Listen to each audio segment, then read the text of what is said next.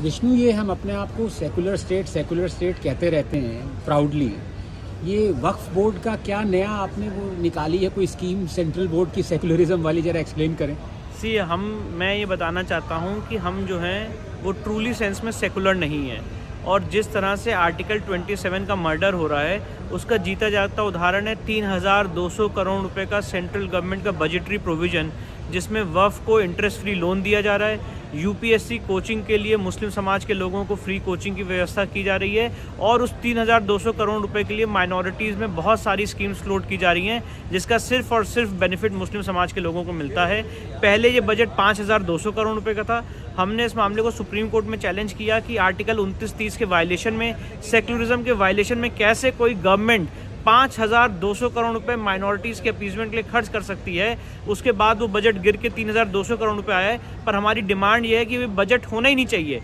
जो सरदार वल्लभ भाई पटेल ने आर्ग्यूमेंट किया था संविधान सभा में कि माइनॉरिटीज़ के लिए कोई स्पेशल ऑफिसर नहीं होना चाहिए और माइनॉरिटीज़ को अलग चश्मे से नहीं देखना चाहिए, आज उन सारी चीज़ों का वायलेशन करते हुए, हमारे संविधान निर्माताओं के फोरफादर्स के विजन का वायलेशन करते हुए इन लोगों को अलग चश्मे से देखा जा रहा है और डिफरेंट स्कीम्स इनके लिए लाई गई हैं जिनका ये लोग बेनिफिट उठा रहे हैं। और ये अभी भी स्कीम चल रही है? Yes, 3200 crore central government budgetary provision of this session. तो आप मुझे एक्सप्लेन करेंगे ये 3200 करोड़ ये कैसे स्पेंड होगा? ये अलग अलग हेड्स में स्पेंड होता है, जिसमें यूपीएससी कोचिंग्स के लिए मुस्लिम समाज के लोगों को फ्री कोचिंग दी जाती है। वक्फ के साथ वक्फ के लिए इंटरेस्ट फ्री लोन दिया जाता है अगर कोई वक्फ प्रॉपर्टी को कमर्शलाइज करना चाहता है।